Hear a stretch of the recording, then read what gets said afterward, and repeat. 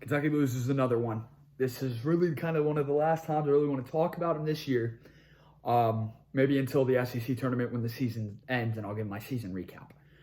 But it's so hard.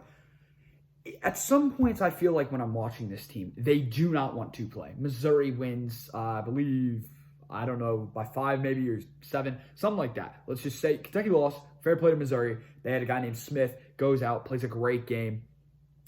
Tillman, one of the best bigs in the SEC. He's a great player. Hats off to him. Missouri's just a better team. They're ranked. They could make some noise in the tournament. I don't think they will personally, but big win. But with Kentucky, just my forego take, February 3rd, I just have to let it out. And this is the last time I want to talk about them, probably for a while.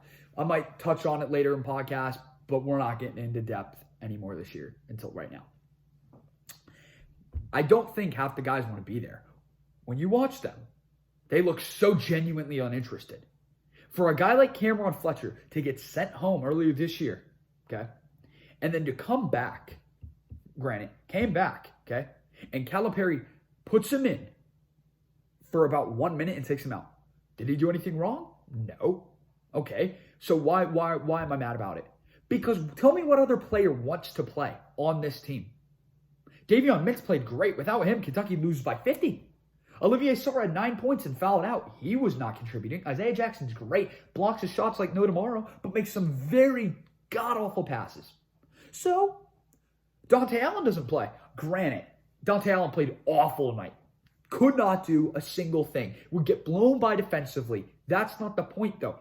When you're losing, and you need a 3, and you need a bucket, you need a 3. You didn't even consider. You don't even consider putting in Dante Allen, who's shooting 47% from 3. What's the excuse for that? John Calipari is in the Hall of Fame, granted, but you run the play for Keon Brooks to shoot a 3 instead. You want your power forward to shoot a 3 who's not a three-point shooter instead of a guy who he hasn't been playing well, granted, but when he's shooting 47% and you know you can't shoot his team, now leave him off and keep him on the bench. Okay? Whatever. But another reason, I don't blame Calipari for not playing Dante Allen. Let me get clear that I don't. Kentucky was playing well. We made a comeback without Dante. We don't need Dante. But when you need a bucket in the last 2 minutes, you're going to leave Devin Askew out, who refuses to score. Refuses. I mean, last 3 games, he had 0 field goals. He had as many as I did. And then he goes and hits 1 jumper. Great. And then maybe I've gotten a layup. It's situational basketball. You have to know who you're going to play. And I don't think Dante played well. But that's not the point. Kentucky loses another game. My point is, over the course of the year, we're now 5-11. Do you really, when you watch this team, sometimes their basketball IQ, it's like, what are you doing? What are you doing? I can have so many details I can get in, and I don't, because it's stressful to even talk about. They're just so bad, and this is the last time we're going to touch on it. But they look genuinely uninterested. When you have a guy you didn't play Texas because someone on the staff got COVID. Fair enough, right? So you're supposed to be in protocol. And then the next day, you see BJ Boston, Jacob Toppin, and I believe Terrence Clark at the women's game. You know who didn't play tonight? Jacob Toppin, because he got sick. It wasn't COVID related, but he still was out in public when we're supposed to be isolated. This whole team hasn't had discipline the whole year. They look uninterested. We have no guard that can physically get past a defender. It's I cannot wait. By the way, they're going to try out BJ Boston at point guard in practice. So let's just see how that goes. I mean, it doesn't hurt at this point, does it? Devin Askew can't get by a guy to save a goddamn life. Davion Mintz is basically the only guy they have, but he can't do it on a consistent basis. So, just such a bad team. It's not fun to watch. And this is the last year of them, I hope, because it's going to be absolutely humorous. I'm going to laugh out loud when BJ Boston declares to go to the draft. Fair enough. The projections have him going in the first round, and some GM's going to take a flyer on him. Go for it. What has he done this year? It's just all about upside. That's what's stupid with the NBA.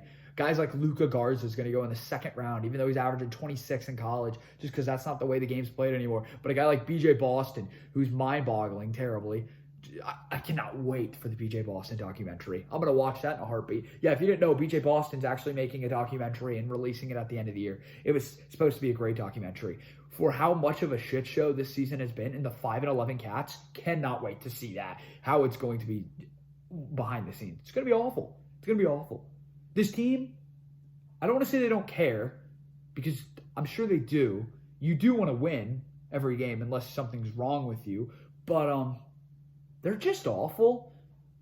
And you lose Mintz next year. You lose Sarr next year. BJ's going to go pro. I'm sure Isaiah Jackson's going to go pro. Terrence Clark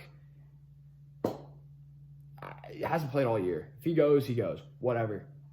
But it's just been a failure of a year. I think John Calipari's lost his touch with Kentucky fans, not just because of one bad year. I think over time, he's kind of let his ego got up to him, and he doesn't have a personal connection like he did with the fans at the beginning of the year. I really don't.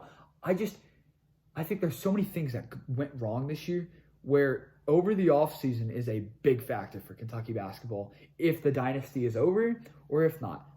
Simple as that. You have to adapt to the way you play, and Calipari refuses to adapt his style.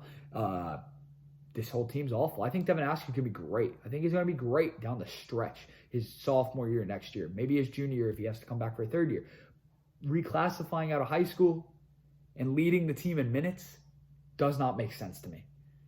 You struck out on your 5 stars. Terrence Clark's been a bust because of his injury. BJ Boston's been atrocious. Yeah, I mean, it's just not your year. It's not Duke's year, is it? Duke's not good. Duke might not even make tournament. It's not Michigan State's year. They're 8-7. Kansas is barely even ranked. North Carolina's awful. So for all the Blue Bloods, it's been bad.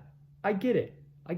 But I can't. This team, the basketball awareness is awful. They haven't progressed over the course of the year. And it's not really, there's not much to rant about anymore, actually. They're just not fun to watch. So that's the last time I really want to get into Kentucky basketball this year. Maybe down the line,